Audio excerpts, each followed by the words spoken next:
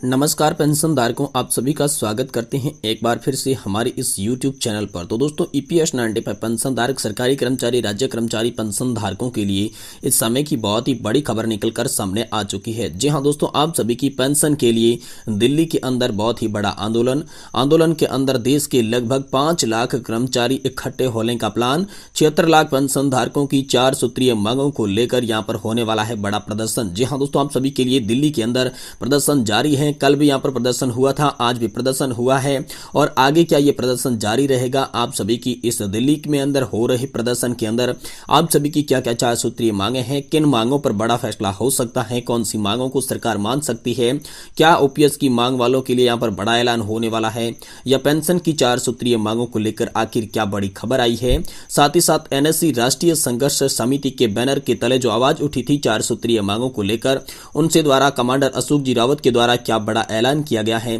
इसके बारे में भी आज की इस वीडियो में बात करेंगे। साथ ही साथ दोस्तों आप सभी के लिए 18 माह के बकाया डीए एरियर को लेकर, साथ ही साथ आप सभी के महंगाई भत्ते को लेकर एक बहुत बड़ी खबर आ रही है। केंद्र सरकार की ओर से सभी कर्मचारी पेंशन धारकों को और EPS 95 पेंशन धारकों को बड़ा तोहफा दिया जाने वाला है। तो आखिर आप सभी के लिए क्या तोहफा होने वाला है, क्या मेडिकल अलाउंस को लेकर आप सभी के लिए बड़ी खबर है, क्या महंगाई भत्ते को लेकर आप सभी के लिए बड़ी खबर है।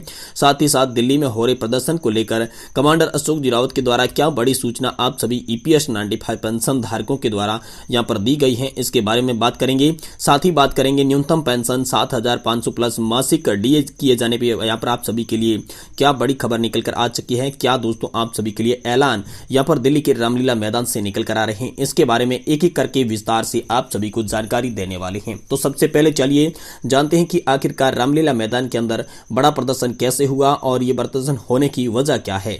तो दोस्तों यहाँ पर आप सभी जानते होंगे कि लगातार कर्मचारियों के जो संगठन है वो पेंशन बढ़ोतरी की तमाम मांगों को लेकर दिल्ली के अंदर प्रदर्शन करते हुए नजर आते हैं। यहाँ पर देश में पहले भी 2 से 3 प्रदर्शन हो चुके थे। तो दोस्तों इसी कड़ी में यहाँ पर ओपीएस की मांग के साथ साथ पेंशन बढ़ोतरी की 4 सूत्रीय मांगों को लेकर एक बार फिर से दिल्ली के अंदर पेंशन धारकों का जमावड़ा लगना शुरू हो चुका है, जिसमें पेंशन धारकों के लिए काम कर रही राष्ट्रीय संघर्ष समिति एनएससी के कमांडर अशोक जी रावत ने पिछले ही कुछ दिनों में ऐलान किया था कि सभी पेंशन धारकों को दिल्ली में संघर्ष के लिए चलना होगा। इसका ऐलान कमांडर अशोक जी रावत ने पिछले 10 से 15 दिनों में लगातार किया था और इसी का नतीजा है कि दिल्ली में कल से दोस्तों यहाँ पर लगातार पेंशन धारक प्रदर्शन कर रहे थे। यहाँ पर लगातार तकरीबन माना यह जा रहा है कि दोस्तों 2 से 3 लाख की संख्या में कर्मचारी यहाँ पर पहुंच चुके हैं और कर्मचारियों का प्लान है 5 से 6 लाख की संख्या में यहाँ पर भीड़ जुटाना और साथ ही साथ ऐतिहासिक धरना प्रदर्शन करना, ऐतिहासिक माहौल बनाना दिल्ली के अंदर। तभी ये सरकार झुकेगी, क्योंकि सरकार के कानों में अभी तक बात पहुंची नहीं है। सरकार को पिछले 2 से 3 प्रदर्शन हो चुके हैं, लेकिन सरकार टस से मस नहीं हो रही है। तो अब की बार पेंशन धारकों ने ठान ली है कि या तो हमारी ओपीएस की मांगे मंजूर होगी या फिर सरकार को कोई मांग करनी पड़ेगी, या फिर दोस्तों हम ओपीएस के आधार पर वोट करने वाले हैं। इसको लेकर यहाँ पर कर्मचारी संगठन यहाँ पर लगातार एकत्रित हो रहे हैं। तो दोस्तों आखिर इनकी मांगे क्या हैं, इसके बारे में बात करेंगे। साथ ही सरकार ने दोस्तों आज आप सभी के लिए क्या सॉल्यूशन दिया है, सरकार ने आप सभी को आज क्या आश्वासन दिया है, क्या आप सभी के लिए पेंशन बढ़ोतरी की मांगों को लेकर क्या बड़ी खबर आई है।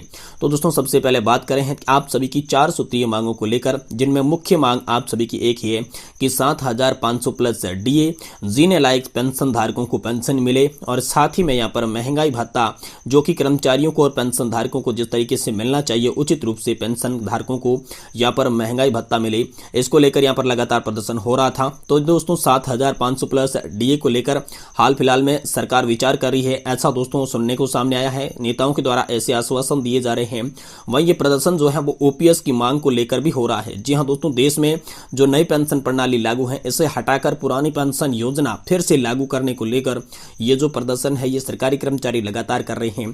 तो दोस्तों इनको लेकर सरकार ने एक बड़ा प्लान जारी किया है। सरकार ने यहाँ पर सभी पेंशन धारकों को बताया है कि आप सभी के लिए न तो नई पेंशन योजना रहेगी और न ही पुरानी पेंशन योजना, आप सभी के लिए जीपीएफ लागू किए जाने को लेकर बड़ी खबर सामने आई है। तो सबसे पहले हम आपको बता दें कि आखिर जीपीएस दोस्तों है क्या, इसमें आपको कैसा लाभ मिलेगा, इसके बाद बताएंगे आप सभी के 18 माह के डीए एरियर, साथ ही साथ महंगाई भत्ते को लेकर क्या बड़ी खबर है। दोस्तों यहाँ पर कर्मचारियों की लगातार मांग के बीच क्या विकल्प बन सकती है जीपीएफ, आखिर क्या है केंद्र सरकार का फैसला, चलिए इसके बारे में जानते हैं। दोस्तों देश के कुछ राज्यों में पुरानी पेंशन योजना को लागू कर दिया जा चुका है, कुछ राज्य अभी भी बचे हुए हैं। जो राज्य बचे हुए हैं उनके कर्मचारी लगातार पुरानी पेंशन योजना की यहाँ पर जो है मांग कर रहे हैं। तो दोस्तों इसी पुरानी पेंशन योजना की मांग को देखते हुए अब आंध्र प्रदेश मॉडल को अपनाने की यहाँ पर तैयारी की जा रही है। जी हाँ दोस्तों, आंध्र प्रदेश ने अपने कर्मचारियों के भविष्य को सुरक्षित करने के लिए एक नई पेंशन प्रणाली की घोषणा कर दी है। आंध्र प्रदेश सरकार ने अपने कर्मचारियों के भविष्य को सुनिश्चित करने के लिए गारंटीड पेंशन सिस्टम यानी कि दोस्तों जीपीएस लाने की घोषणा की है। उन्होंने दोस्तों ओपीएस और एनपीएस का मिश्रण बताया जा रहा है जो ये जीपीएस है दोस्तों, और जानकारों का मानना है कि दोस्तों जो भी लोग ओपीएस की मांग कर रहे हैं उनके लिए ये जीपीएस बहुत ही अच्छी है। इसमें सरकारी कर्मचारियों को रिटायरमेंट के बाद गारंटी के साथ पेंशन देने का विकल्प दिया जाएगा। इसके साथ साथ कई अन्य ऐसी भी सुविधाएं हैं जो कि ओपीएस के अंदर मिलती थी। दोस्तों आंध्र प्रदेश सरकार ने पिछले विधानसभा में यह बिल पारित किया था, जिसके लिए दोस्तों कहा जाता है इस बिल को गारंटीकृत पेंशन प्रणाली विधेयक 2023 जो कि आंध्र प्रदेश का है। इसमें एनपीएस और ओपीएस का मिश्रण है। हालांकि रिटायरमेंट के बाद कर्मचारियों को आखिरी सैलरी का 50% हिस्सा देने के तौर पर यहाँ पर फिक्स किया जाएगा जो कि ओपीएस में मिलता था। इसके अलावा कर्मचारियों की तरह यहाँ पर पेंशनर्स को भी रिटायरमेंट के बाद महंगाई भत्ता और महंगाई राहत दी जाएगी। इसको लेकर यहाँ पर बड़ी खबर है। अब दोस्तों एक बार फिर से केंद्र की मोदी सरकार आप सभी के लिए आंध्र प्रदेश का मॉडल ला सकती है जिसमें आपका कंट्रीब्यूशन चालू रहेगा, लेकिन कंट्रीब्यूशन देने के बावजूद भी आप सभी को यहाँ पर मिलने वाली है सैलरी की 50% पेंशन। तो काफी आप सभी के लिए बड़ी खबर निकल कर आई है। वहीं दोस्तों आप सभी के लिए आवश्यक सूचना, केंद्रीय कर्मचारी और पेंशन धारकों के लिए दो बड़ी खुशखबरियां हैं। जी हाँ दोस्तों, आप सभी के डीए एरियर और महंगाई भत्ते को लेकर बड़ी खबर है। तो चलिए हम विस्तार से इन खबरों की भी बात करते हैं। देखिए दोस्तों, केंद्रीय कर्मचारियों के लिए केंद्र सरकार के द्वारा घोषणा की गई है। तो केंद्रीय कर्मचारियों को बहुत ही आवश्यक सूचना है दोस्तों, बहुत बड़ी खुशखबरी मिलने जा रही है आप सभी को, क्योंकि सारे पेंडिंग जो पेमेंट है उसको लेकर घोषणा किया जाएगा, जिसमें 18 माह का डीए एरियर और साथ ही साथ आप सभी के लिए महंगाई भत्ते को लेकर भी घोषणा की जाएगी। तो दोस्तों आपका जो महंगाई भत्ता है वो साल में 2 बार बढ़ाया जाता है। तो जुलाई में इस महंगाई भत्ते की घोषणा करनी थी, लेकिन अब दिसंबर महीना आ चुका है, लेकिन अभी तक कोई भी घोषणा नहीं की है। तो अगले साल जो भी जनवरी में महंगाई भत्ता बढ़ने वाला है उसमें 4% की मांग की जा रही है। अगर 4% उसमें बढ़ जाएंगे तो दोस्तों जुलाई 2023 का बढ़ेगा, जो कि टोटल 50% आप सभी का महंगाई हो जाता है। और जब 50% होता है तो दोस्तों इसमें यहाँ पर वेतन की प्रक्रिया वो चेंज की जाती है और आप सभी का महंगाई भत्ता जो है वो फिर से दोस्तों शून्य करके आप सभी को दिया जाता है। साथ ही जो महंगाई भत्ता ये कब बढ़ेगा इसको लेकर सरकार ने आधिकारिक तौर पर ऐलान नहीं किया है, लेकिन आप सभी की जल्द ही बढ़ने वाला है। साथ ही साथ बड़ी खबर आ रही है, आप सभी के 18 माह से बकाया डीए एरियर आप सबको कब मिलने वाला है, इसको लेकर एक बहुत ही बड़ी खबर आ रही है। दोस्तों अमर उजाला न्यूज के छपे एक आर्टिकल के अनुसार दोस्तों 18 माह के बकाया डीए एरियर के साथ घोषणा की जा सकती है। अब इसकी घोषणा कब होगी ये तो आने वाले समय में पता चलेगा, मगर दोस्तों इतना जरूर बता सकते हैं कि लोकसभा चुनाव है तो चुनाव से पहले घोषणा की जा सकती है, क्योंकि 5 राज्यों का रिजल्ट अब आ चुका है और रिजल्ट वही आने वाला है दोस्तों। अब ओपीएस के आधार पर आगे रिजल्ट आने वाला है और साथ ही आप सभी का जो बकाया पैसा है वो तुरंत मिल जाए इसके लिए आने वाला है, क्योंकि दोस्तों तुरंत लोकसभा चुनाव है और सभी पार्टियां अपनी तरफ से घोषणा पत्र भी जारी करेगी, जिसमें केंद्रीय कर्मचारियों के लिए बड़ी खुशखबरी दी जा सकती है। हालांकि अभी तक किसी भी पार्टी के द्वारा कोई भी घोषणा नहीं की गई है।